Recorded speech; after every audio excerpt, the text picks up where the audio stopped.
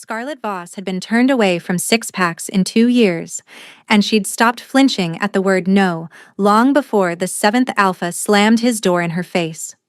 What she didn't know, standing rain soaked on the steps of the Grey Hallow territory, with mud caking the soles of her only pair of boots, was that the hooded stranger watching her from across the courtyard wasn't just another passing wolf.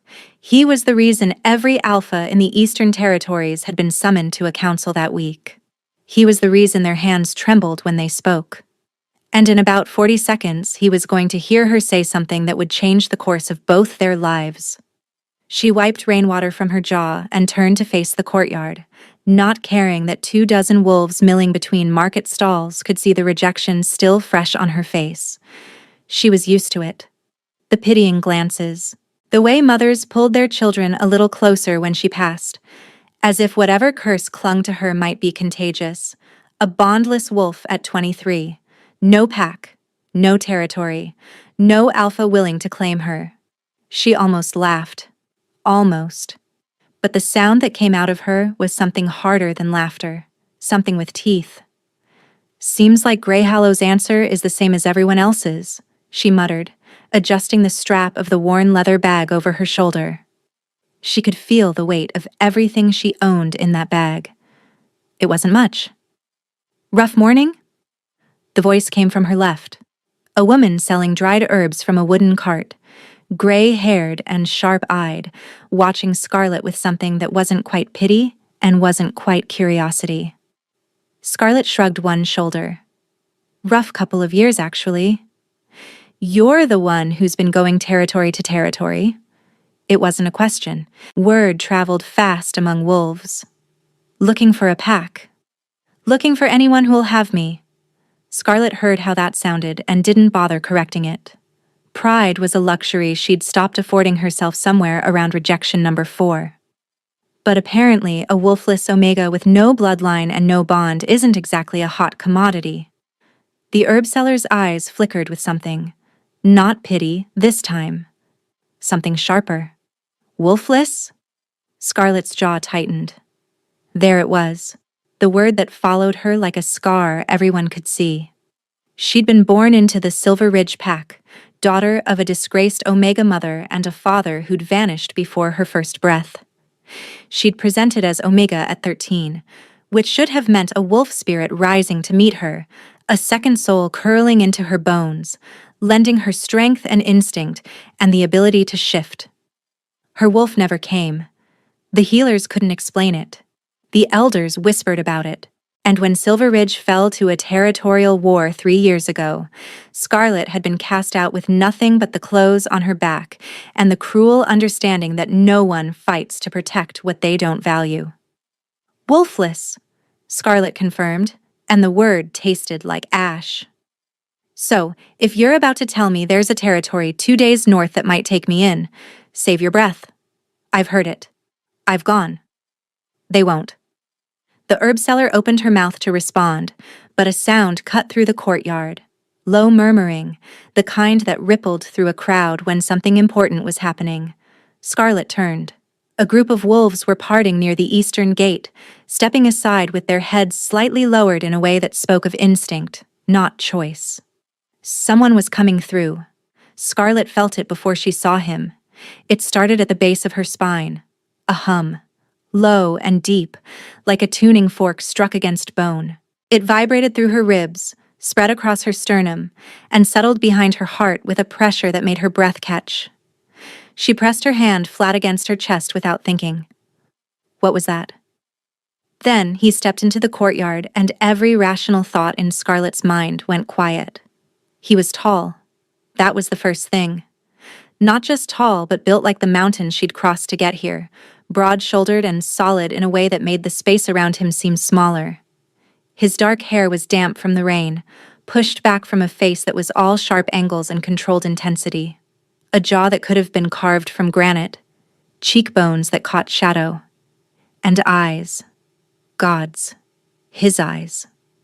They were the color of aged whiskey, amber and gold with flecks of something darker, and they swept across the courtyard with the calm, measured assessment of someone who was used to being the most dangerous person in any room. He wore no crown, no insignia. Just a dark traveling cloak over simple clothes that somehow still looked like armor on his frame. But the way the wolves moved around him told Scarlet everything the clothes didn't. This wasn't just an alpha, this was something else entirely. "Who is that?"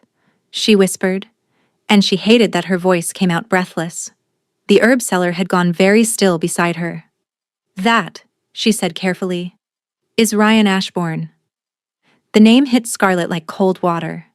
Every wolf in every territory knew that name. Ryan Ashbourne, Alpha King of the Northern Dominion, ruler of the largest and most powerful wolf coalition on the continent. The wolf who had united 7 warring territories under a single banner before his 30th year. The wolf whose enemies didn't just fear him, they ceased to exist. And he was here, in this rain-soaked border market, walking through the crowd like he was just another traveler. Scarlet should have looked away, should have lowered her head like everyone else. But she'd spent 2 years being invisible, being overlooked, being deemed not enough, and something stubborn and reckless in her refused to drop her gaze.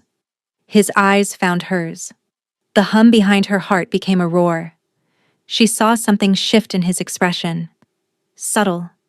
A fractional widening of those amber eyes, a tension that rippled through his shoulders, a stillness that wasn't calm, but rather the absence of movement that comes right before an earthquake. His nostrils flared slightly, scenting the air. Then he changed direction.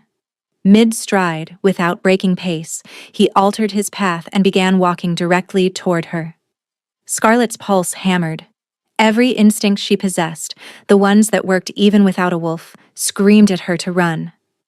Not because she was afraid of him, but because something about the way he was looking at her made her feel seen in a way that terrified her more than any rejection ever had. She held her ground. He stopped 3 feet away, close enough that she could smell rain and cedar and something warm beneath it, like smoke from a hearth fire. Close enough that she had to tilt her head back to meet his eyes. For a long moment, neither of them spoke. The courtyard had gone unnaturally quiet around them. "You're the one they've all turned away."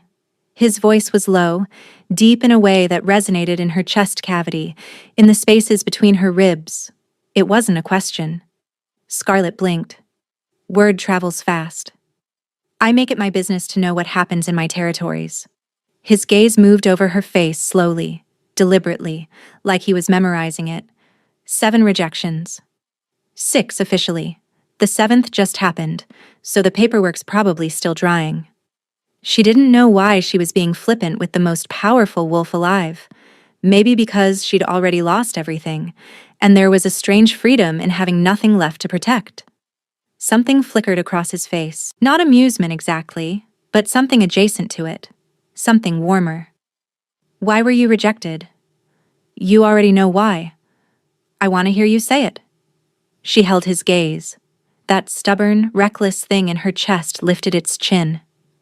"Because I'm wolfless. Because I presented Omega and nothing came. Because every alpha who looked at me saw a liability instead of a person.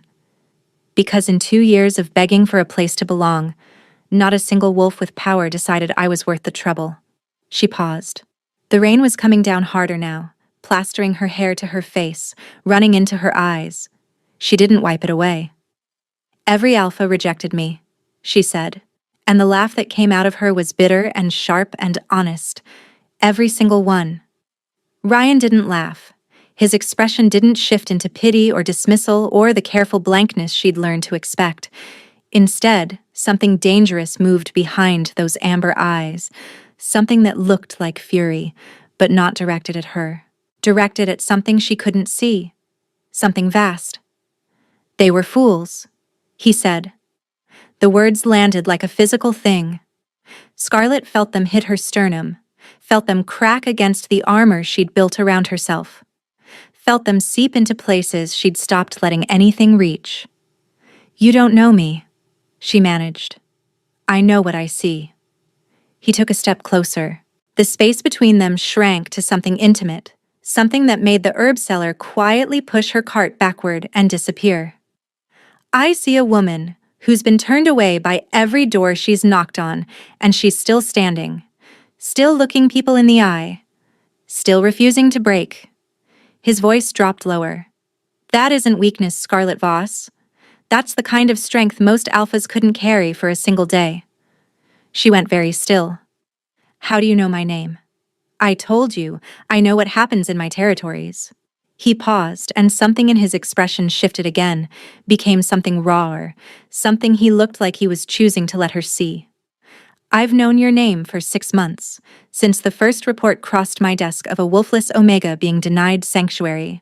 I've been tracking every rejection, every territory that turned you away. The air between them changed, charged, electric. Why? She breathed. He didn't answer immediately. Instead, he raised one hand slowly, giving her time to pull away, and brushed a strand of wet hair from her face. His fingers barely grazed her temple, but the contact sent a shock of warmth cascading down her spine, pooling in her chest where that impossible hum still resonated. Because something told me to pay attention, he said quietly, and I have learned, over many years and many wars, to trust that instinct. Scarlet's throat was tight. That's not an answer. It's the only answer I have right now. He let his hand fall. Come with me. To where? To the Northern Dominion, to my territory. She stared at him. You're offering me Pack Sanctuary? I'm offering you a home. The word home hit her so hard she nearly staggered. She couldn't remember the last time someone had used that word in connection with her. She opened her mouth to respond, but her voice wouldn't cooperate, and she had to swallow twice before she could speak. What's the catch? No catch. There's always a catch. The last alpha who offered me shelter wanted me to work the kitchens 14 hours a day. The one before that wanted something I wasn't willing to give. Her voice hardened on the last sentence, and she watched his reaction carefully. The fury was back. Quick and hot and barely contained, his jaw flexed, and she saw his hands curl into fists at his sides before he deliberately, consciously relaxed them. Who? The word was quiet, but it carried the weight of a death sentence. It doesn't matter. I handled it. It matters. He looked at her, and the intensity in his eyes was almost too much to hold. But I won't push. Not now. He exhaled slowly. There is no catch, Scarlet. You come to the Dominion. You have a room, meals, protection. You answer to no one. If you decide to leave, you leave. No chains, no debts. Why would the Alpha King take in a wolfless Omega that nobody wants? Because I am not nobody. He said it simply, without arrogance, like he was stating the weather. And because the fact that you are wolfless is the least interesting thing about you. She didn't know what to do with that. She'd spent so long being defined by her absence, by the wolf that never came, by the bond that never formed, by the power she never manifested, that hearing someone dismiss it as unimportant felt like the ground shifting beneath her feet. She went with him. She told herself it was practical. She had nowhere else to go, no more territories to petition, no more doors to knock on.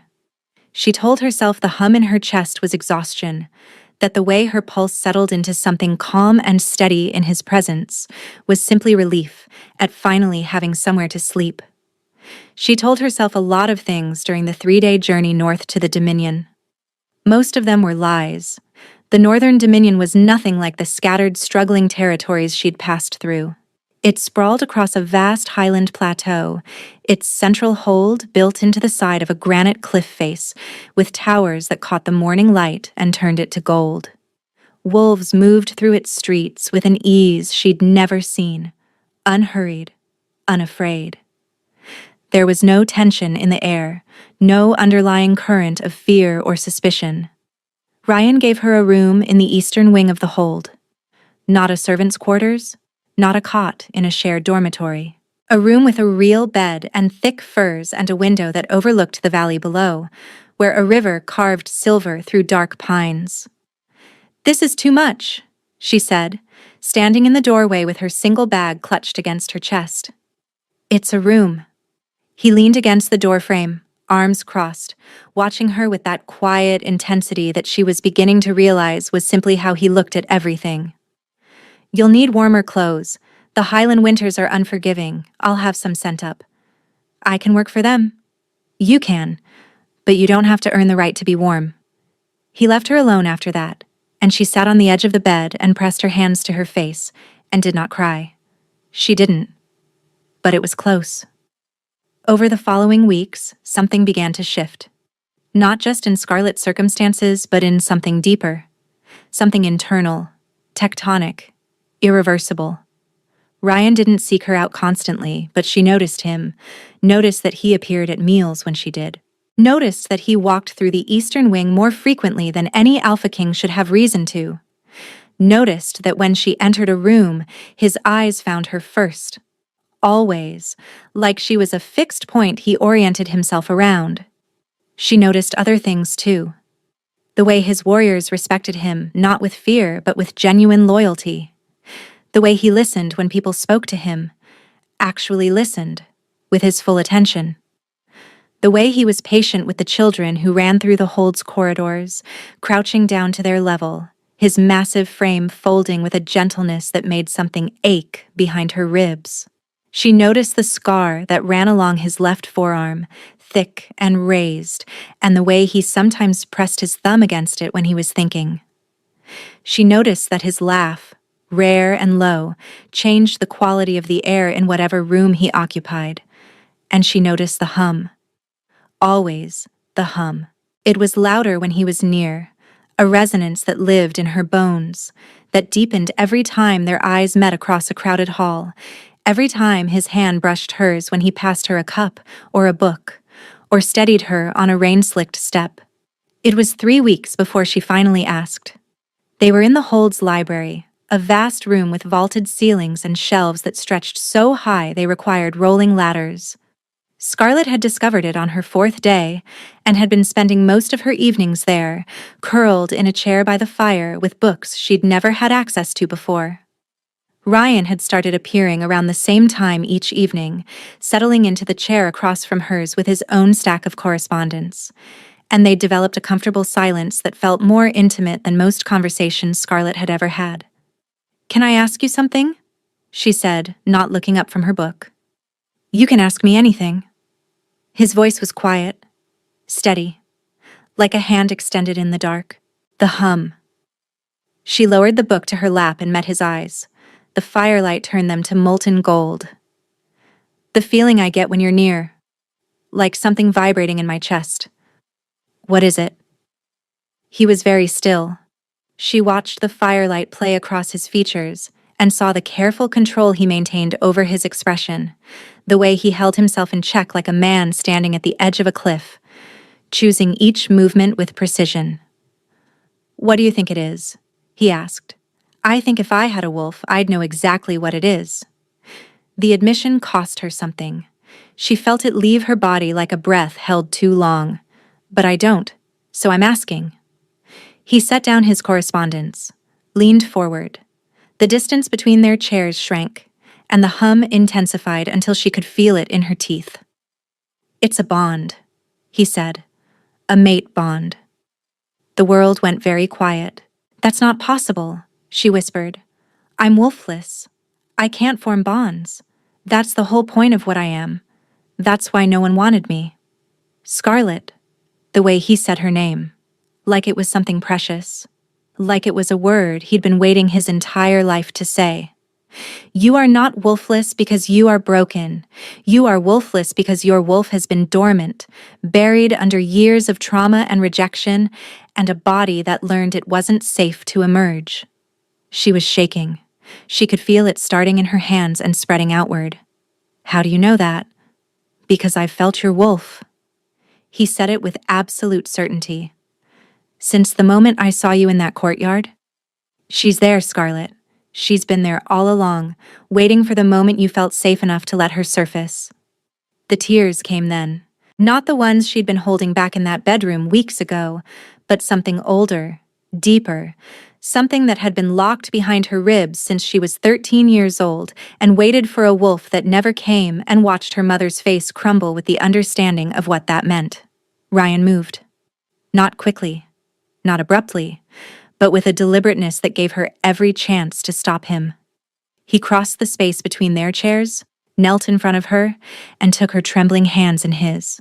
His hands were warm, rough with calluses, steady in a way hers weren't.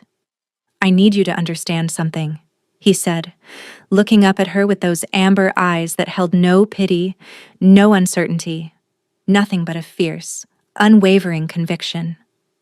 "Even if your wolf never surfaces, even if the bond is something only I can feel for the rest of my life, it changes nothing about what you are to me. And what am I to you?" Her voice broke on the question. "Everything." She kissed him. She didn't plan it. One moment she was looking at him through tears, and the next her hands were framing his face, and her mouth was on his, and the hum in her chest exploded into something symphonic, something that sang through every nerve ending in her body. His hands came up to cradle the back of her head, fingers threading through her hair, and he kissed her back with a tenderness that was devastating in its restraint, like he was terrified of overwhelming her, like she was something he'd been trusted with, and he intended to earn that trust with every breath he took. When they broke apart, his forehead rested against hers, and they breathed the same air, and something in the space between them had fundamentally, permanently changed. "I've been tracking you for 6 months," he murmured against her lips, following every rejection, every cruelty, waiting for the right moment to intervene without overstepping. "Do you know how many times I almost sent my warriors to bring you home? Why didn't you? Because you deserve the choice. You've had enough people making decisions about your life." He pulled back enough to look at her. "I wanted you to come to me because you chose to, not because you had no other option." "I didn't have another option. You always have options, Scarlet. You could have disappeared, gone rogue, left the territories entirely. You chose to keep fighting." His thumb traced her cheekbone. "That's who you are. And it's why every alpha who turned you away will spend the rest of their lives regretting it." It was 2 days later that the past came for her. A delegation arrived from the Iron Fang territory, one of the first packs that had rejected Scarlet's petition for sanctuary. Their alpha, a thick-necked wolf named Garrick, strode into the Dominion's Great Hall with 5 of his enforcers flanking him, and Scarlet recognized him instantly. The cold eyes, the dismissive curl of his lip, the way he'd looked at her 18 months ago and said, "We don't take in strays." She'd been crossing the hall when they entered, carrying a stack of books from the library, and she froze when Garrick's gaze landed on her. "Well," he said, loud enough for the hall to hear. "The wolfless girl. You found someone willing to take in charity cases after all." The hall went silent. Every wolf in the room turned, and Scarlet felt, rather than saw, Ryan emerge from the corridor behind her. The temperature in the room dropped. "Garrick." Ryan's voice was calm, perfectly, terrifyingly calm. The kind of calm that came before devastation. "You're early for the council? I came to discuss territorial boundaries." Garrick's eyes moved between Scarlet and Ryan, and something ugly shifted in his expression. "Didn't realize you'd started collecting broken wolves, my king." Scarlet felt the words land, felt them hit the same bruised places they always hit. But before she could react, before she could summon the armor she'd built over years of exactly this, she felt something else. Heat. Radiating from Ryan like a forge door thrown open, and the hum in her chest pitched into something fierce and protective, something that didn't feel like her at all. Something that felt like teeth and claws and a growl building in a throat she didn't know she had. Ryan stepped forward. 1 step. That was all it took for every wolf in the room to tense. "Let me be very clear," he said, and his voice was soft now, which was worse. "The woman you just insulted is under my personal protection. She is a member of this pack. She belongs here." He paused, and when he spoke again, each word was precise as a blade. You rejected her because you saw weakness where there was strength. You saw lack where there was resilience. You looked at a woman who had survived the fall of her pack, the loss of everything she knew, and the cruelty of wolves like you, and you decided she wasn't enough. He was close to Garrick now, close enough that the Alpha had to look up to meet his eyes, and Scarlet saw genuine fear flicker across Garrick's face. You were wrong, Ryan said, and now you're standing in my hall, insulting someone I care about, and I want you to think very carefully about what happens next. The silence stretched. Garrick's enforcers shifted uneasily. Every wolf in the hall was watching with the kind of breathless attention that comes before a fight or a surrender. Garrick lowered his eyes first. My apologies, my king. I meant no offense. The apology isn't mine to accept. Ryan stepped aside, and his gaze moved to Scarlet, and in that look, she saw the question. Not a demand, not an expectation. A question. Your call. Scarlet set her books down on the nearest table, straightened her spine, looked Garrick directly in the eye with every ounce of dignity that 2 years of rejection had not managed to strip from her. I don't need your apology, she said clearly. I needed your help 18 months ago, and you couldn't even give me that. So keep your words. They're worth about as much as your judgment. She picked up her books, turned, and walked out of the hall. Behind her, she heard Ryan say, very quietly, The council will discuss your territorial boundaries tomorrow, Garrick. Tonight, I suggest you reflect on the kind of alpha you want to be. He found her in the library 20 minutes later. She was sitting in her chair, hands shaking, adrenaline flooding her system in waves she couldn't control. He didn't say anything. He simply sat in his chair across from her, and his presence, steady and warm and unwavering, was enough. The shaking subsided. The hum settled. And when she finally looked at him, he was watching her with an expression so openly tender that it stole her breath. That was magnificent, he said softly. She laughed. A real laugh, wet and surprised and full. I told off an alpha in the middle of your great hall? You told the truth in the middle of my great hall. There's a difference. He leaned forward. Scarlet, what you did in there, the way you stood, that's leadership. That's the strength I saw in you from the moment we met. Something cracked open inside her. Not painfully, but the way earth cracks when a seed finally pushes through. Something ancient and buried and alive, stirring in the deepest part of her, uncoiling with a warmth that radiated outward through every cell in her body. She gasped, pressed both hands to her chest. Ryan. Her voice was shaking. Something's happening. He was on his feet instantly, crossing to her, his hands on her shoulders, his eyes searching her face. I know. I can feel it. Don't fight it, Scarlet. Whatever's happening, don't fight it. The warmth became a blaze, a golden, consuming heat that poured through her veins like liquid light, filling spaces she hadn't known were empty, connecting pathways she hadn't known were broken.